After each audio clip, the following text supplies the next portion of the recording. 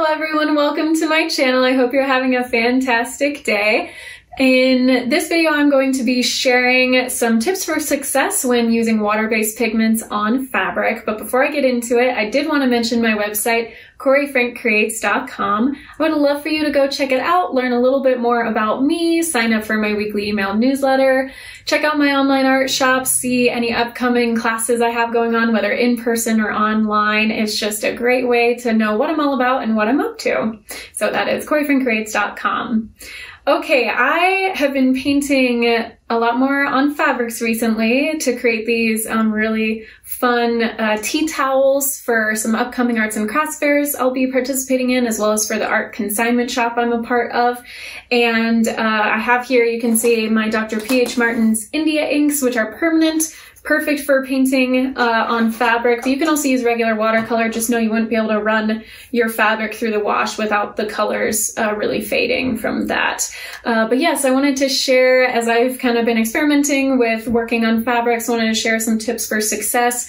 So if you decide to paint on fabric, you'll kind of have some ideas of how it behaves a little differently than painting on paper. So without any further ado, I'm going to go ahead and jump right in. Okay, so I have my fabric here and then my inks over in some wells on the side. And I just went ahead and time-lapsed this so I can get through these 5 tips for working with water-based pigments on fabric. And the first tip is that it takes longer for the pigment, whether it's watercolor or ink, to dry on fabric than on paper. So if you want to work color on top of another color you've already laid down, you're gonna have to wait quite a while for that initial layer to dry. On paper, it can take, I would say, 10 to 15 minutes if it's not a super waterlogged area of the paper, and your pigment is probably going to be dry within 10 to 15 minutes, whereas with this, it can take an hour or longer for the water on the fabric to dry. So just be aware of that if you want to do that wet on dry technique over the top of pigment you've already laid down. You're going to have to wait quite a while. The second tip is that the lifting technique is not very effective, or at least not as effective as if you were working on regular paper. So you may have noticed a few seconds ago in the video that I went over with just a clean brush. I had no pigment in it a couple times over a few spots on that orange pumpkin that I first painted to try and lighten up some of those areas.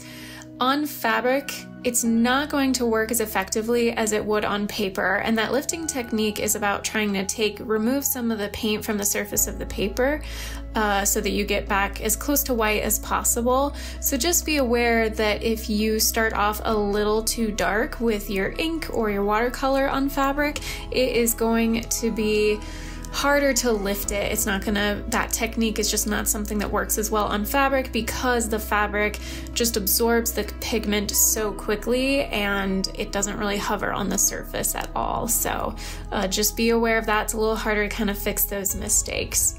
The third thing is that colors might be slightly muted. Now I know as I'm painting this, especially against that pure white background right now, the colors are fairly vivid, and that helps to be using pigments that are really high chroma, like the Dr. P.H. Martin's India inks have a really dark vibrancy to them, which is great. And also the Dr. P.H. Martin's Hydrus watercolors are also super high pigment, and they would work as well. They have a somewhat permanent dye effect to them as well. But just know that even with that high quality pigment, as it dries, the colors are going to fade just a little bit and maybe not be quite as vibrant as they would on paper, again because fabric's really going to soak in a lot of that pigment into its surface. The fourth thing that I wanted to share is that the edges will not be as sharply defined. So you can see with that initial pumpkin I laid down and some of the others as well, that I had initially like pure white spots between, like those white lines to kind of indicate the grooves in the pumpkin.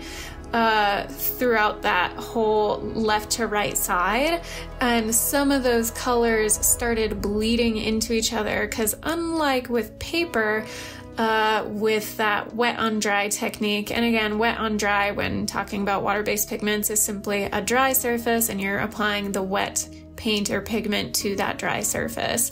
So even on fabric, when you're working wet on dry, because the fabric absorbs more and is a little more has a bit more bleed to it than paper, the fibers aren't as closely woven together and as thick as a regular piece of watercolor paper. So the edges are just kind of gonna fan out a little bit and make it a little softer edge. You're not gonna get a really sharp, clear, defined edge. Now, obviously, the darker pigment you have on there, a little better it will be, and the less water you have on the surface, of course, it will have a little bit more of a clear edge. But just know, on fabric, no matter what you do, there's going to be a little bit of sort of fanning out of the edges. So that is going to just kind of have a soft edge effect. And then finally, the fifth thing I want to share is that painting on fabric, in my opinion, tends to work best with semi-abstract imagery or even fully abstract imagery. But you can tell with this, like, obviously it's very apparent what the subject matter is. There's different kind of squash and pumpkins on there, but it's not a hyper-realistic type of painting. I'm not trying to create something that is, you know, photographic almost in appearance. So I do find that something a little simpler, somewhat abstract, we have all those fun splashes of color, tends to work best on fabric. So that is everything I want to share. Have this last little bit of splattering some orange pigment on there, and then here you have in just a moment that final piece that is completely dry.